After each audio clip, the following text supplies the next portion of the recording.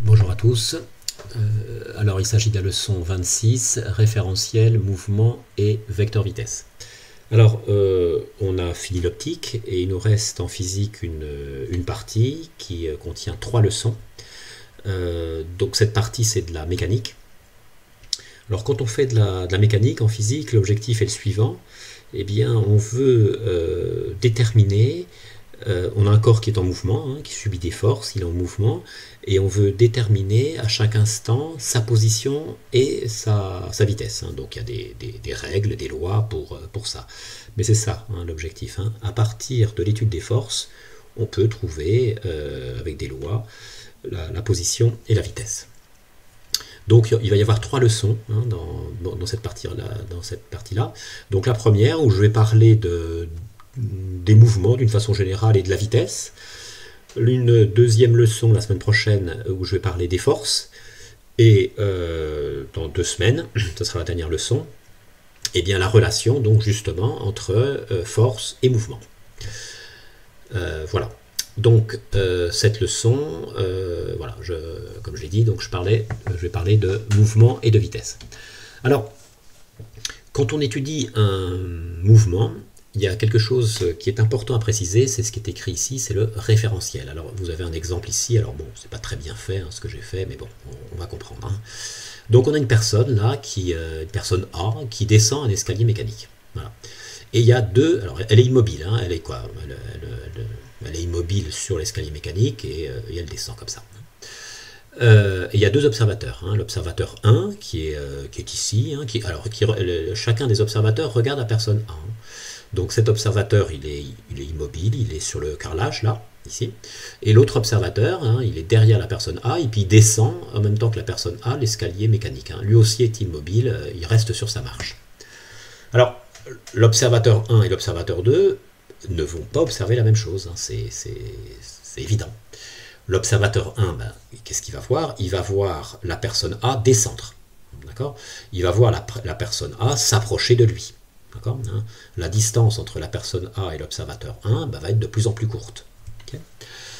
L'observateur 2, il observe la personne A, mais la distance entre l'observateur 2 et la personne A est constante. L'observateur 2 est toujours 5 mètres, on va dire, derrière la personne A, pendant toute la descente.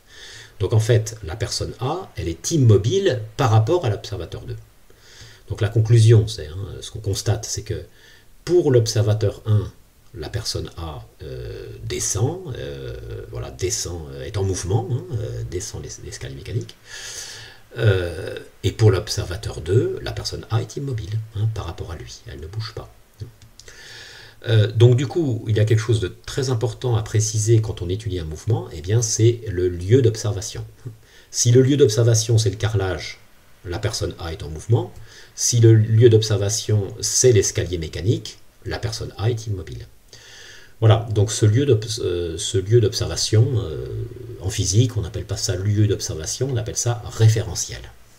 Voilà, donc ça c'est la première chose à retenir. Donc un référentiel, c'est le lieu d'observation d'un mouvement. Voilà. Alors, par exemple, on a un observateur qui est sur un trottoir, qui observe le mouvement d'une voiture qui roule dans une rue. Eh bien, quel est le référentiel? C'est le lieu d'observation de l'observateur, il est sur le trottoir, donc à ce moment-là, on va dire il s'agit du référentiel du trottoir. Voilà. Alors, simplement, c'est ce genre le lieu d'observation dans la rue, c'est très, d'une façon générale, sur la surface de la Terre, c'est très courant. Donc, on peut dire référentiel du trottoir, mais on dit aussi référentiel terrestre. Quand le lieu d'observation est sur la surface de la Terre, on appelle ça le référentiel terrestre. Alors, quand, par exemple, on observe un mouvement dans une salle de classe, par exemple une bille qui roule sur une table, sur le bureau du professeur, et on peut dire que la salle de classe, elle est sur la surface de la Terre. C'est-à-dire que la salle de classe, elle est immobile, elle est fixée sur la surface de la Terre. Donc, il s'agit du référentiel terrestre, dans ce cas-là. Tous les lieux qui sont immobiles par rapport à la surface de la Terre, on appelle ça référentiel terrestre. Donc bref, ce que je voulais vous dire, c'est que pour cet exemple-là, soit on dit référentiel du trottoir, ou soit on dit référentiel terrestre. Voilà, ça c'est quelque chose de courant. Bon, maintenant on va voir la vitesse. Alors on va faire un petit rappel d'abord sur la vitesse moyenne. Donc on a quelqu'un qui part de Paris, il va à Bordeaux, donc il parcourt 600 km, et la durée du voyage dure 7,2 heures. Alors les durées en physique, on note ça delta t, parce que c'est une variation de temps, delta t. Alors, la vitesse moyenne, ça se note grand V, eh bien c'est la distance d divisée par la durée. Donc on va mettre cette formule suivante, voilà, d sur delta t, et on fait le calcul, donc on met 600 divisé par 7,2. Voilà, et ça fait 83,3, alors c'est des kilomètres divisé par des heures, kilomètres par heure. Alors cette vitesse, on peut aussi la calculer en mètres par seconde. Alors comment on fait? Eh bien, tout simplement, il faut convertir les kilomètres en mètres. Donc kilo, c'est 10 puissance 3. Donc au numérateur, on va mettre 600 fois 10 puissance 3. Et il faut convertir les heures en secondes. Donc on sait que dans une heure, il y a 60 minutes. Et dans une minute, il y a 60 secondes. Donc du coup, dans une heure, il va y avoir combien de secondes? Donc 60 fois 60. Et ça fait 3600. Donc du coup, si je veux convertir les 7,2 heures en secondes, eh bien, il va falloir multiplier, puisque dans une heure, il y a 3600 secondes, il va falloir multiplier ça par 3600. Et voilà le nombre de secondes. Donc on fait le calcul. Voilà, donc ce calcul-là, et donc on trouve 23,15 mètres par seconde. Alors, quelle est la relation entre une vitesse exprimée en km par heure et une vitesse exprimée en mètres par seconde? Alors, la relation elle est simple.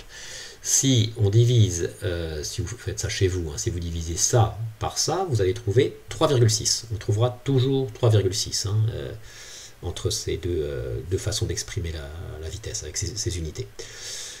Donc du coup, pour passer de 23,15 à 83,3, il faut multiplier par 3,6. D'accord? Donc ça, vous retenez. Pour passer de la vitesse en mètres par seconde, la vitesse exprimée en mètres par seconde, à la vitesse exprimée en kilomètres par heure, eh bien, il faut multiplier par 3,6. Voilà. Et dans le sens inverse, eh bien, il faut bien sûr diviser par 3,6. Donc ça, à retenir. Bon, alors, vitesse moyenne. Alors maintenant, il y a une vitesse qui nous intéresse, c'est la vitesse instantanée. C'est la vitesse qui est indiquée par le compteur de la voiture. Alors comment ça se calcule ça? Eh bien, un petit peu comme une vitesse moyenne. Alors, je vais faire un exemple. Alors, au cours du voyage, Paris à Bordeaux, la voiture n'a pas toujours roulé à 83,3 km par heure. Parfois, elle a roulé plus vite, parfois, elle a roulé moins vite. C'est une vitesse moyenne.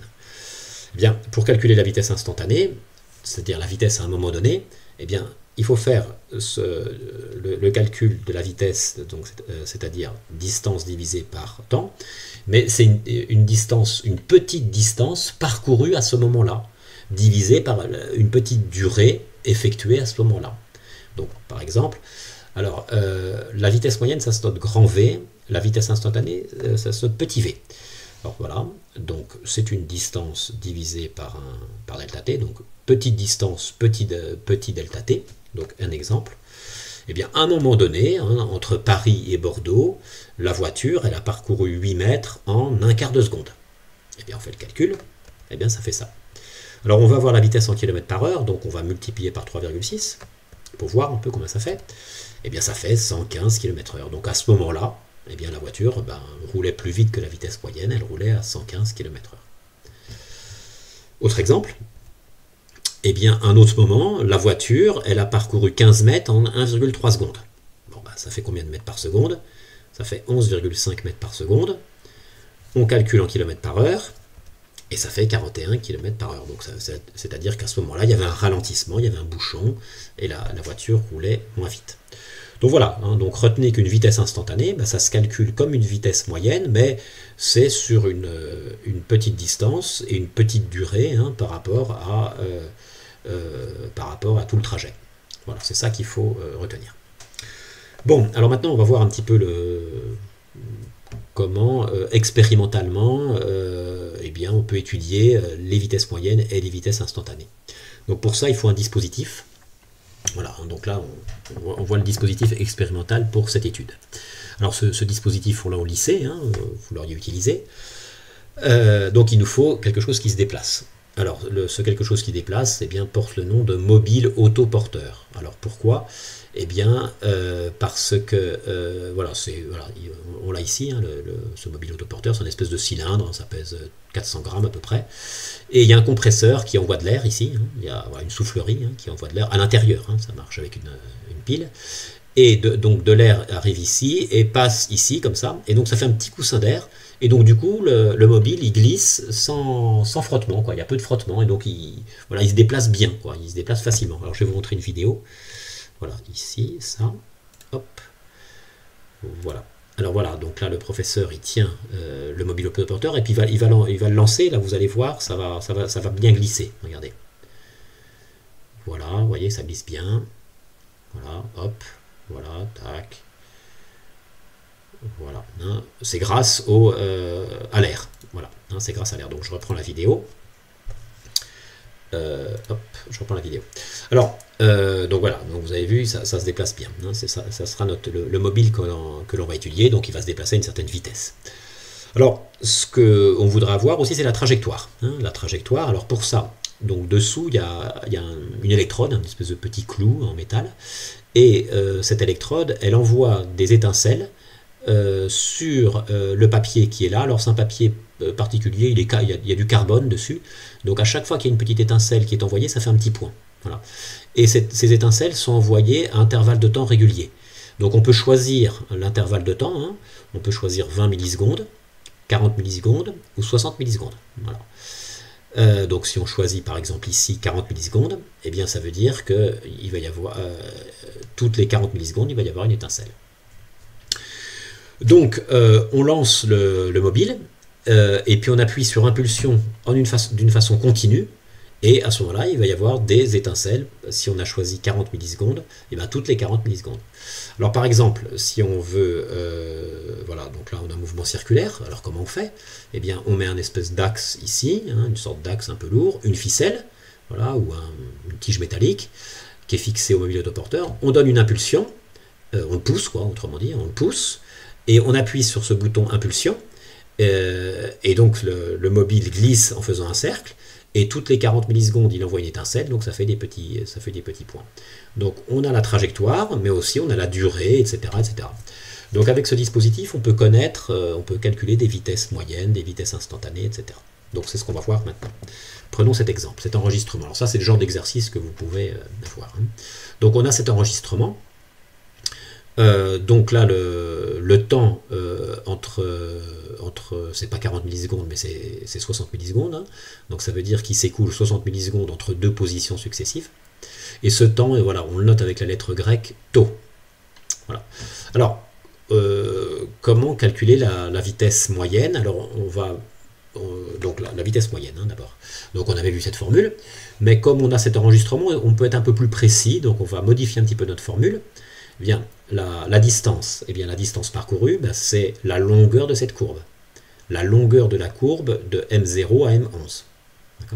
Et divisé donc par la durée du trajet. La durée du trajet, eh bien, qu'est-ce que c'est?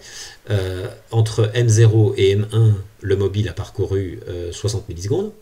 Entre M1 et M2, à nouveau 60 millisecondes.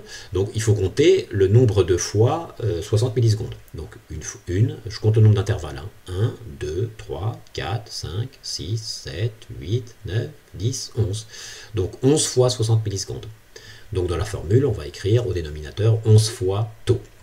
Donc voilà, la formule, donc ça faut voir. Hein. Quand on a un enregistrement, la vitesse moyenne, ça se note comme ceci. Hein. Donc M0 à M11, alors on met une courbe comme ça, une petite courbe comme ça, pour montrer que c'est une longueur de courbe. Donc pour calculer ça, on prend sa règle, on mesure de M0 à M1, voilà, puis ensuite de M1 à M2 et on ajoute, de M2 à M3 et on ajoute, etc. etc. D'accord, donc c'est un peu long, mais voilà comment on calcule le numérateur. Et le dénominateur, eh bien on fait 11 fois tau, d'accord, 11 fois 60 et on convertit en secondes. Voilà, pour vitesse moyenne. Vitesse instantanée. Eh bien, vitesse instantanée, alors, par exemple, je voudrais connaître la vitesse au point 8. Alors, la vitesse instantanée, on a dit que c'était une petite distance parcourue à ce moment-là, hein, correspondant à une petite durée. Eh bien, la petite distance que l'on va prendre, hein, eh bien, c'est la distance entre M0, entre M8 et M9. Hein, voilà, la convention, c'est ça. M8, M9, et la durée de ce petit parcours, eh bien, c'est tau.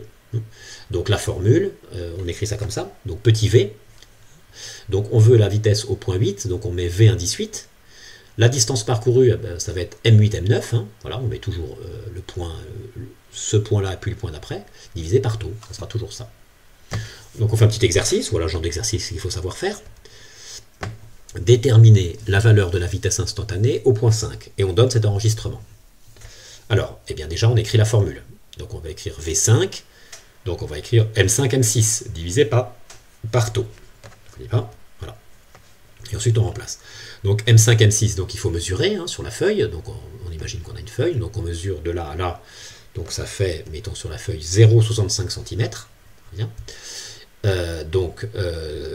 Ici on met 0,65 cm en mètres, donc petit c c'est 10 moins 2, donc 0,65 fois 10 puissance moins 2, divisé par tau, et tau en secondes, donc divisé par 60 fois 10 puissance moins 3. Voilà ce qui donne ça. 0,65 10 puissance moins 2 divisé par 70 moins 3. On calcule, et voilà. Alors dernière notion importante, très importante, je dirais, c'est ce qu'on appelle le vecteur vitesse. Donc là, vous voyez, ce qu'on a calculé, c'est la valeur de la vitesse. Alors, à la vitesse est associé un vecteur. Alors, pourquoi on utilise un vecteur vitesse? Eh bien, on va voir dans le cours d'après, mais peut-être que vous le savez déjà, quand une force agit sur un corps, eh bien, elle agit sur le mouvement de ce corps. Alors, de plusieurs façons, mais notamment, elle peut, par exemple, changer la valeur de la vitesse. Hein, soit la force, elle peut ralentir ou accélérer hein, le corps. C'est-à-dire diminuer ou augmenter la vitesse. Mais la force aussi, elle peut changer la direction.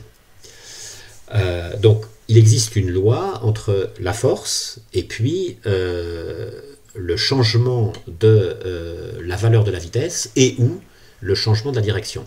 Mais cette loi, elle existe entre la force et ce fameux vecteur vitesse. Pourquoi? Parce que le vecteur vitesse, justement, contient ces deux caractéristiques.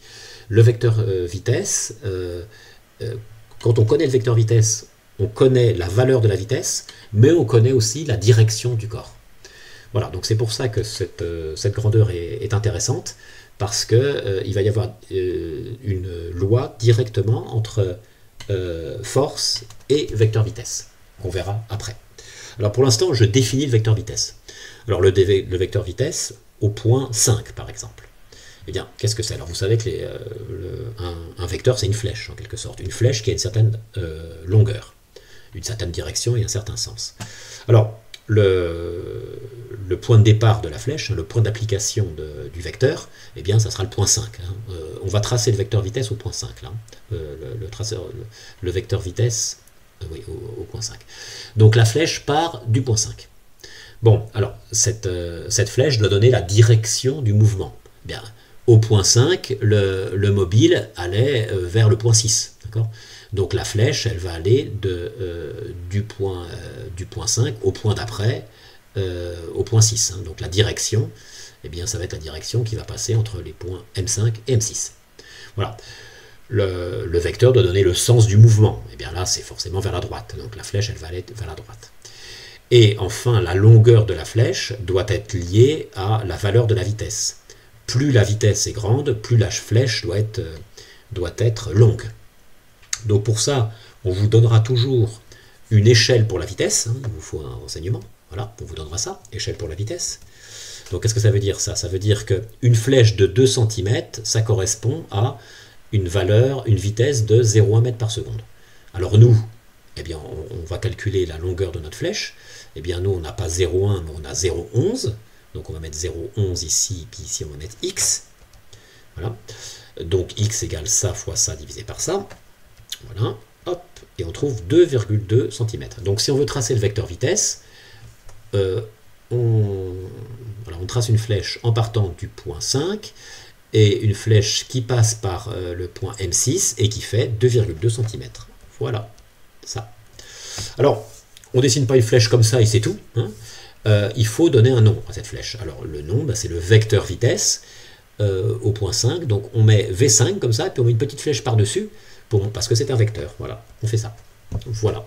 Donc là, j'ai représenté le vecteur vitesse au point 5. Voilà. Bon, alors dernier paragraphe, alors ça c'est des révisions, je pense que vous avez vu au collège. Mais pour les types de trajectoires, eh bien il y a des adjectifs. Donc si la trajectoire est une droite, on dit que...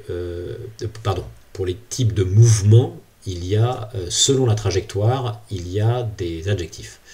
Alors si la trajectoire est une droite, le mouvement est dit rectiligne.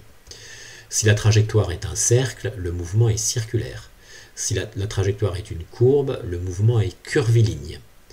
Alors même chose, il y a des adjectifs pour l'évolution de la vitesse. Si la vitesse augmente, on dit que le mouvement est accéléré.